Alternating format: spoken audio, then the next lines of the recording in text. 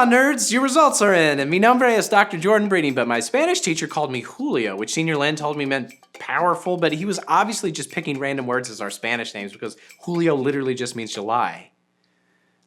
Although that is a very powerful month, but... Anyway, you're watching Your Brain on Crack, the show where technically puedo hablar español más o menos, y the only show on crack that's all style and no substance. Oh, okay. Pachow. It is a damn fine day to diagnose. Ah! Certain people have made dozens of dollars pointing out the ridiculous crap that Hollywood screenwriters pull when they don't want to put in the time or the effort to produce a credible scene. But, you know, today I'm feeling charitable and maybe a little crazy. And sometimes the most butt-stupid scenes in movie history actually make a whole lot of sense if you simply look a little closer and give them the benefit of the doubt, like a heaping portion of it. In the third, and I'm gonna go ahead and say final, Indiana Jones film, The Last Crusade, Jones discovers that the Holy Grail is a real magical artifact, which presumably means the whole Bible is true too, along with the things like the concept of eternal damnation and Jesus condemning the rich and love of money more than basically any other moral issue. It's time to ask yourself what you believe. So anyway, before he gets to the Grail, Indy finds himself in an ancient temple facing 3 booby traps. You know, because Jesus was a carpenter who primarily built booby traps. And the theme of the traps is that only true Christians can pass through without being dismembered. Jesus Christ. In one section of the cave, Indy is told that only the penitent man will pass, and knowing this is some sort of dope biblical riddle and that truth faith makes you better at solving riddles, Indy at the last possible second realizes he must literally kneel down before God and do a kick-ass somersault? Any non-kneeling heretic would have found themselves neatly decapitated, which makes sense, but then what's up with a floor blade? Why would a penitent man also need to be a skilled tumbler? Is the 11th commandment that one must become an expert in P90X to gain the stamina to get out there and make disciples of all nations? And more importantly, how the heck did Indy even know there was going to be a second blade in the first place? It's a leap of faith.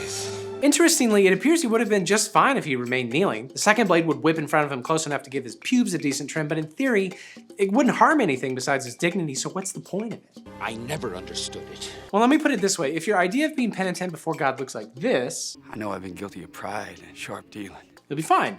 But if it looks like this, Allahu Akbar. that blade is lopping your head off.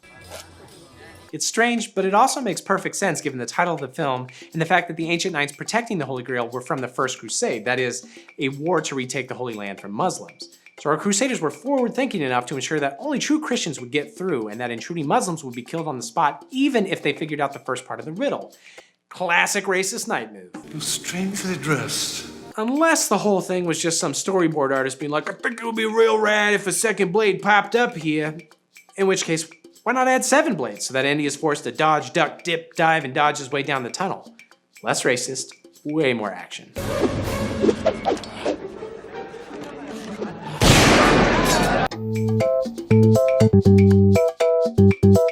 Delightful though Gerard Butler's accent may be, not every movie can be Braveheart where a brogue makes sense. When one of the other films comes along, it takes damn near every molecule of Butler's well-sculpted being to refrain from ending every sentence with, "You're a wee scunner!" Your sails are hung and low. His Irish accent in P.S. I Love You was so bad, Butler actually felt compelled to apologize to the fans who stopped sobbing long enough to complain. I just hate the idea that I'm not gonna be there to see you freak out over turning 30. I mean, it kills me not to be there. That's funny.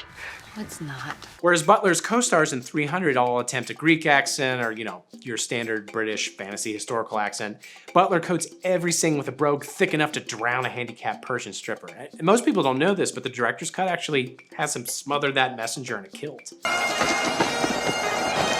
All right, buckle up, because I'm about to prove that Gerard Butler is the Daniel Day-Lewis of sweaty ab revisionist history films. I drink your creatine. I drink it up! See, in the 18th century, England went on something of a classical culture kick. The upper-class hoity-toities decided that ancient Greece and Rome slapped. So to capitalize on this hot new trend, British architecture and writing began to reflect the sexy ancient style. Okay, still tracking? Don't worry, the explanation will be over quickly and I promise you'll enjoy it. This will not be over quickly.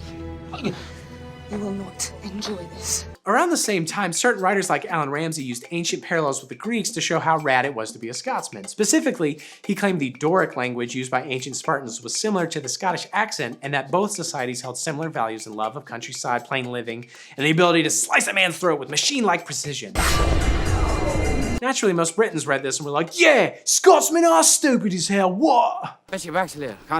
Completely missing Ramsay's point. Conversely, Britons began to identify with high-class Athenians, so a comparison was directly made to the peasantry and presumed lack of culture of the simpler Scotsmen versus the more culturally advanced English. To this day, the Doric accent refers to both a Scottish and a Greek dialect. This is Sparta! So when Gerard Butler channeled his inner William Wallace to summon the strength to speed ramp stab 50 Persians, he was slyly referencing painful Scottish history.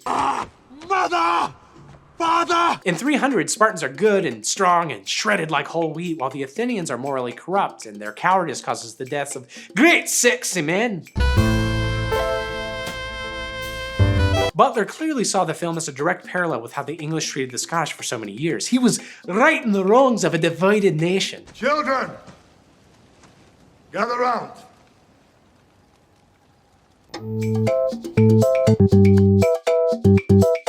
Back when the internet spent most of its time screaming about Twilight instead of screaming about politics, everyone loved to rip on the movies for their overabundance of half-naked teenage wolves. And to be fair, the movies give no clear explanation for why the woods of Washington state often glisten with the smooth, hairless chests of the Quileute tribe. Doesn't he own a shirt? But actually, there is an in-universe justification for them nips, and it's because they're poor, you buttface. I'm so sorry. According to the creators, when werewolves are teenagers, they're evidently way worse at controlling their erections, and also their werewolf transformations. So every time a werewolf looks at a Great Pyrenees sideways, whatever clothes they're wearing gets shredded in the inevitable anamorphing process. And like my grandma always used to say, you can't rip what you don't wear. According to the filmmakers, the Quileute don't make a lot of money, and they can't afford to go to Walmart 5 times a day to replace their constantly busting shirts. See, werewolves aren't just sexy, they're economical. And besides, they need to save every cent for those weekly trips to the waxing salon. It wasn't for your benefit, trust me. They've also claimed that werewolves have a higher than average body temperature, which is apparently 108.9 degrees Fahrenheit, or like 69 degrees Kelvin, which explains how they can handle the Pacific Northwest cold without a thick coat of hair around their areolas. I'm done. I'm so done. Again, this is all primarily an excuse to show off rippling muscles. I mean, give or take. I'm gonna go help out over at Harry's place! But countering criticisms of gratuitous nudity with "they can't afford shirts, you classist jerks" is actually pretty clever for the Twilight franchise. Not clever enough to also cover why they all wear jorts, but it's a sliding scale. Okay, so discussed Indiana Jones finally trimmed pubis, stated my case for a Gerard Butler Academy Honorary Award, and came up with a plausible excuse for why I was Googling jorts.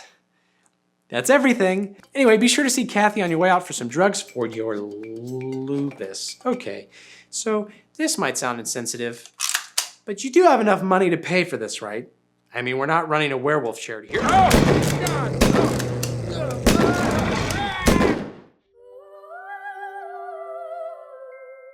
Hey guys, thanks for watching that video. Please subscribe. We're hoping to make a lot more of these. Hit the little bell so you get a notification. I assume you know how YouTube works, because that's where you are.